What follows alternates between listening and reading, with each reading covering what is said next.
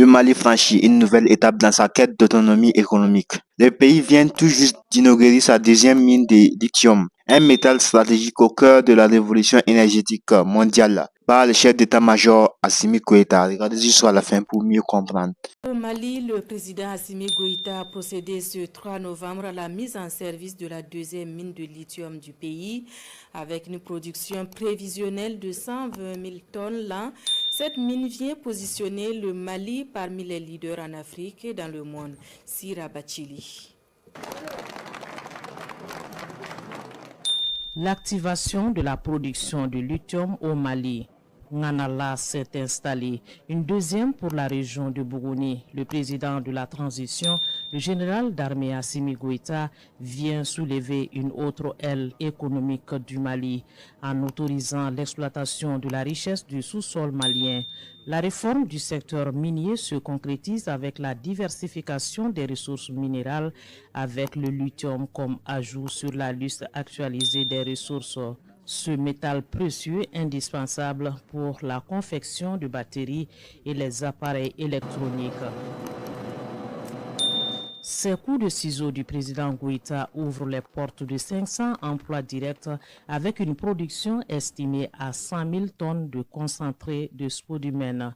Le chef de l'État dévoile par la suite la stèle confirmant la mise en service de la deuxième mine de lithium du Mali. Le lithium n'est pas seulement une ressource, c'est un vecteur de développement industriel et d'innovation technologique qu'il faudra transformer en un vecteur de rayonnement géoéconomique pour notre pays. Et ce projet phare gigantesque sera exécuté en deux phases. La première phase aura un chiffre d'affaires de 46 milliards avec 500 emplois directs. Donc la deuxième phase verra une augmentation de chiffre d'affaires environ 111 milliards avec 800 emplois directs. C'est donc la marche d'un Mali qui se veut souverain sur une économie bien solide. L'État du Mali, avec son nouveau code minier à 35% comme part, la deuxième mine de lithium participera au capital avec d'importantes recettes fiscales, impôts, redevances et dividendes pour les caisses du Mali. Sur une exploitation d'une dizaine d'années, Bougouni 2 promet des retombées de plus de 1000 milliards de francs CFA. L'accent est mis sur le développement communautaire. Comme participation du Mali, environ 35%, donc 5% pour le secteur privé, le Mali aura un bénéfice de 250 milliards d'environ.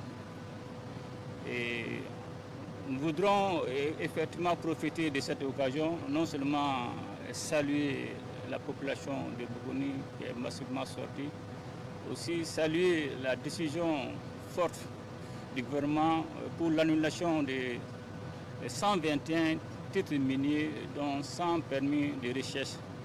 Et cela s'inscrit dans le cadre de la volonté du peuple malien d'assainir le secteur minier qui a été longtemps soumis à une exploitation illégale et frauduleuse de certaines personnes. Nganala, ce sont des engins miniers modernes, une usine de traitement de minerais avec un vaste territoire stockant la carrière. Cet univers a été visité par le président de la transition qui s'est réjoui du partenariat Mali-Chine-Royaume-Uni, un pan de coopération qui a permis ce projet. Avec cette inauguration, le Mali se place au milieu des grands producteurs de lithium dans le monde et en tête de liste des rares pays africains producteurs de lithium.